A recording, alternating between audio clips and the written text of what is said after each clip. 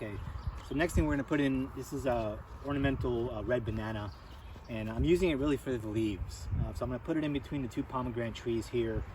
And I don't have any of this stuff on the property yet. I'm not really sure how well it'll do, but I've been preparing this ground here for a while, so I'm pretty sure the ground is good. But I'm going to go ahead and put it in the ground, see what happens, and then if it grows up, then I'm just going to keep chopping it and dropping it and putting it around the pomegranates. So I'm just going to go over here and find a suitable hole here.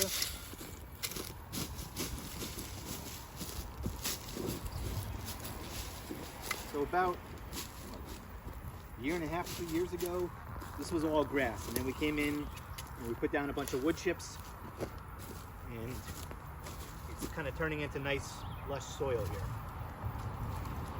I can see it's filled with worms. That's a good sign. But being here in San Antonio, depending on where you live, you might hit limestone pretty quick, which I can already feel kind of digging down here.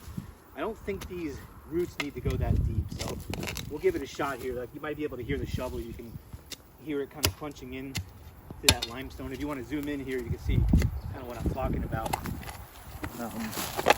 As I'm digging down, there's just big chunks of limestone.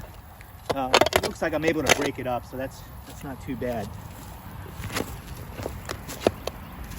But I'll keep messing around. Good news is plenty of worms. But like you see, big chunks of limestone. So if you're familiar with lime and limestone, it changes the pH essentially of the soil that you're dealing with. And to be honest with you, I'm not sure what kind of soil these plants like. But you know, I'm more of an experimenter. So I'm gonna experiment, see if it works, see if it likes the soil. If not, maybe I'll try to amend it, change it up a little bit. With all of this limestone, sometimes it's easier for like the blueberries to put a sulfur amendment in there to change the pH value a little bit. So we'll see if this requires the same type of thing. But I'm just gonna loosen it up here.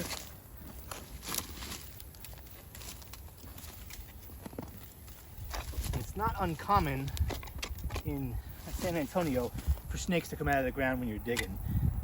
I mentioned in an earlier video, we've seen some coral snakes over there as my wife is backing up with the camera.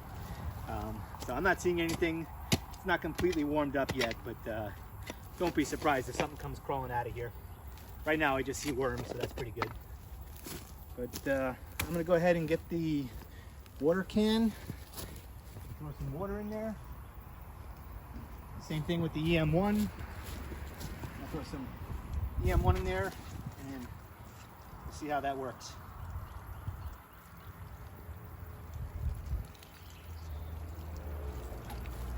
It's nice and good. EM1 in there. Try to knock this thing out.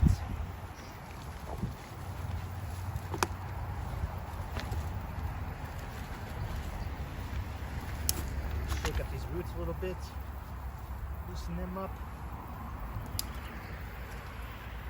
It's looking pretty good. And I'm just going to backfill it with the soil here. I might top dress it with some compost a little later on. But like I mentioned earlier, this soil is really fertile. So I think this just may do the trick.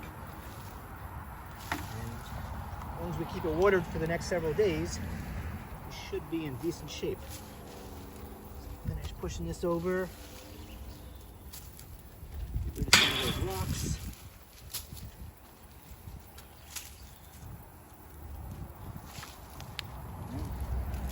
That's about it. So if you put one of these in the ground, if you have any suggestions from your perspective, please let me know. Share with the community. Let me know what you think. And if all goes well, it'll be up here, and I'll be chopping and dropping here in a few months. So we'll see what happens. Thanks for watching.